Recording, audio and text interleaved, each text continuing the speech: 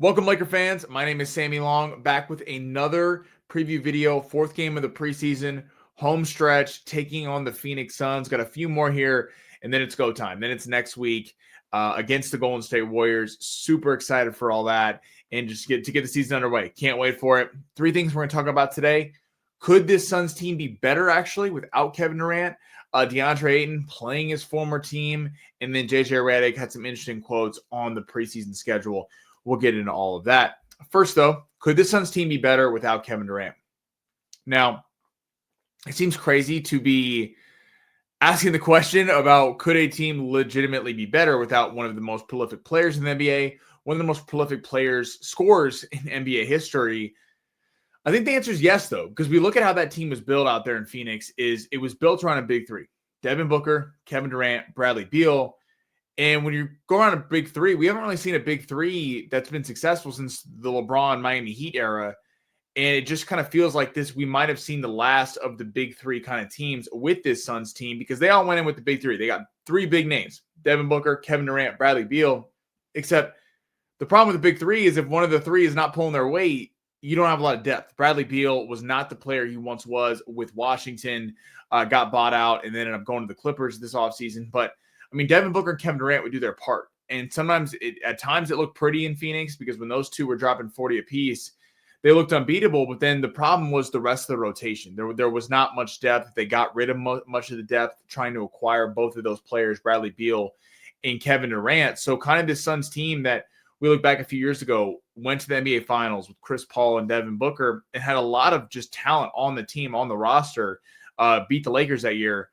They all left because they just tried to get the stars. And when one of the stars isn't playing well, Bradley Beal, it doesn't really work out. This year, though, I think the team is going to be fun. I think they're going to be that team that can kind of beat anybody, but also lose to anybody. They're extremely young with Devin Booker, still a superstar. Jalen Green, the whole kind of thing we talked about preview video last week when we got into the Suns was, can Jalen Green step up and be a second star? Because he was asked to be the number one star in Houston.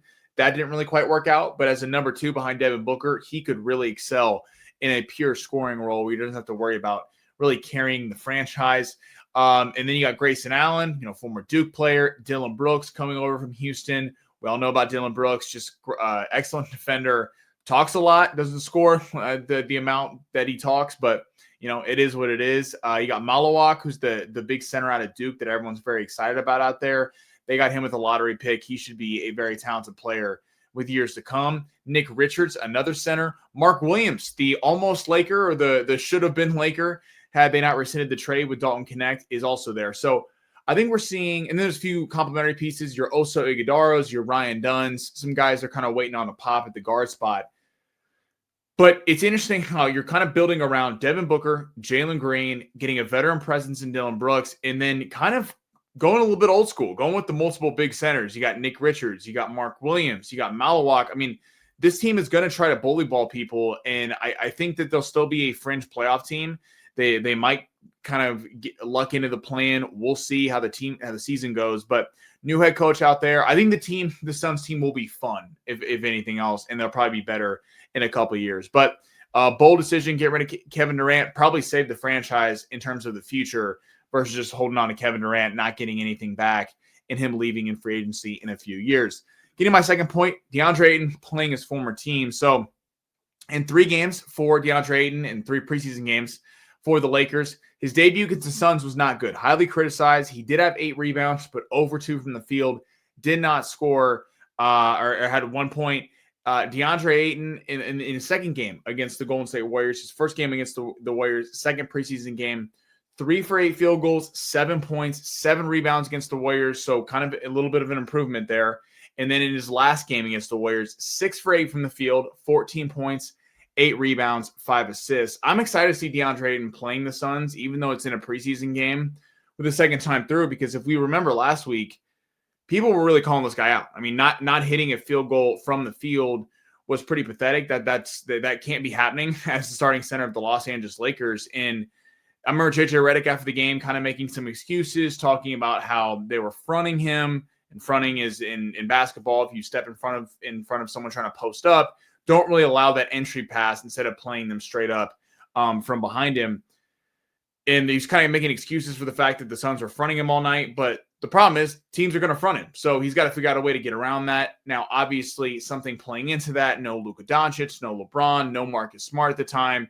So you don't have your guys, elite guards that can kind of get you the ball when you need to. Luckily for the Lakers in this preseason game, it's going to be exciting. Going to see the debut of Marcus Smart. We're going to see Luka Doncic making his preseason debut this season. So really excited for all that. I'm excited to see DeAndre Ayton, though, even though it's in a preseason game, playing his former team, did not end very well in Phoenix. He was supposed to be the kind of the savior of the franchise. And now we're kind of turning around. It's funny how they went out and got a bunch of centers. They got DeAndre Ayton off the team. You got Mark Williams. You got Malawak. You got, like, this is Nick Richards. This is an opportunity for Ayton to be like, hey, I'm still that guy, because the Suns basically kind of cast him aside.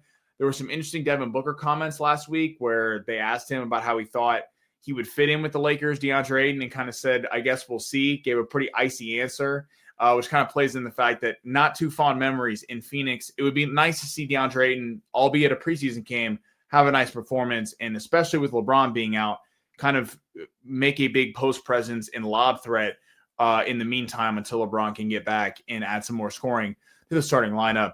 And then last thing, JJ Redick on preseason schedule. I thought this was kind of interesting. Kind of was talking to the LA Times. JJ Redick said it's something to be discussed, I think, going forward, talking about the Lakers playing the max 6 preseason games in total. He said, I think it's awesome. I really do, because we got to play in Palm Springs, and I think it's awesome that we get to play in Vegas. And I recognize that there's Laker fans all over the world that maybe don't get the chance to see us play. But then he also went on to say, you hope that we can find some sort of balance in the future to get more practice time, less travel time. I'm sure at some point we'll be one of the teams going overseas.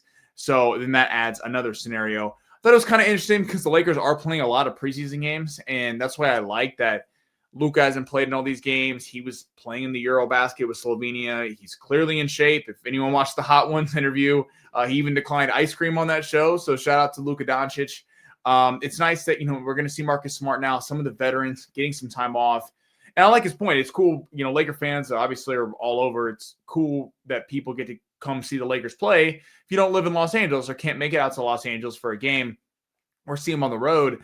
But it is interesting that they're playing so many games. You hope that the hope is that they're actually kind of ready to go by the time the opening night comes around. You don't want them to be gassed out at all. Not that they would be gassed out this early in the season, but 6 preseason games, like you play 6 games. It's usually just like 3 to 4.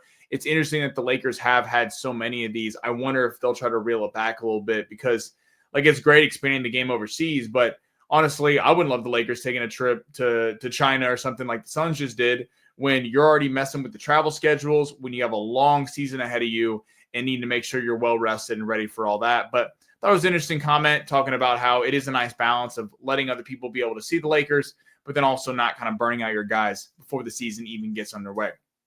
I appreciate everybody for tuning in.